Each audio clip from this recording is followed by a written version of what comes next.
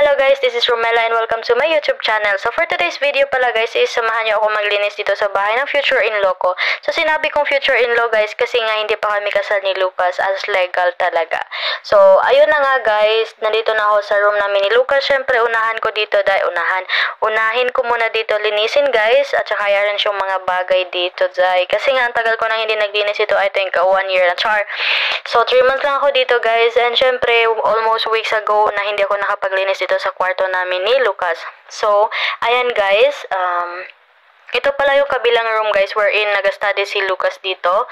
And ito yung view sa labas. Syempre, napakaganda ng view dito, Zay. So, anyway guys, nagkuha ako ng Hoover o the vacuum. Nag-vacuum muna ako dito kasi nga guys, madumi din dito, syempre, ayan. So, habang wala yung mga ko guys, mga in-laws ko, so, nag-ano talaga ako dito guys, nag-effort ako. Para naman may remembrance sila, diba? At least malinis yung bahay bago ako umalis, diba? Charin!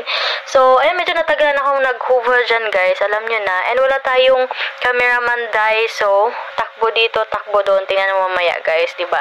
Ganyan talaga guys, pag wala kang big taga-video, ganyan talaga yung life ng mga vlogger dahil pag once na sarili mo lang yung binobidyohan mo, I mean, ikaw yung sariling videographer ng sariling vlog mo. So, ganyan kahirap dahil.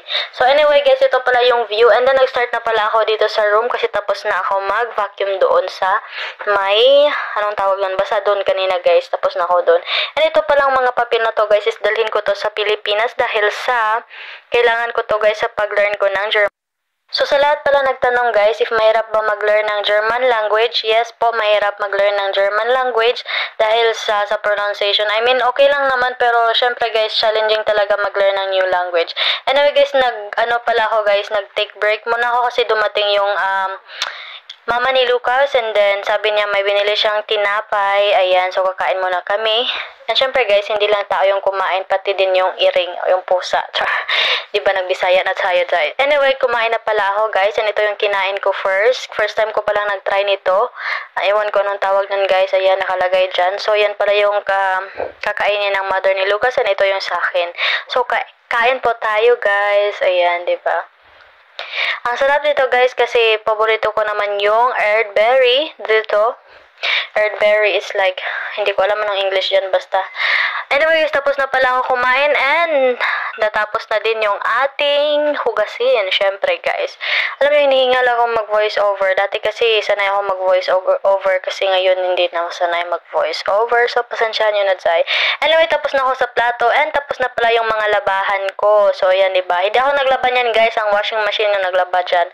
So hinalay ko na lang siya guys. Sinampay ko na lang diba. Mix na yung language natin dito dyan.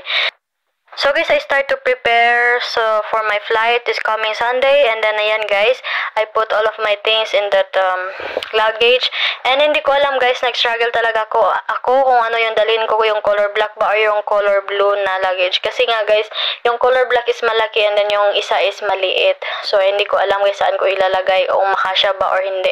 So anyway guys, kinuha ko pala yung mat, yoga mat para may pag-upuan ako guys kasi nga ang labig ng sahig dito guys. And also, hindi ko alam guys saan ako magsimula talaga sa totoo lang. Ito pala yung damit na binigay ng mama ni Lucas sa akin. And syempre guys, dalhin ko yan sa Philippines guys. Paborito ko kasi yan at saka malamig yung tela niya. And itong pusang to guys, muntik nang pumasok sa akin luggage. Gusto siguro sumama sa akin sa Philippines, char. So ayan guys, nag-struggle talaga ako kung anong gagamitin ko na luggage. So diba?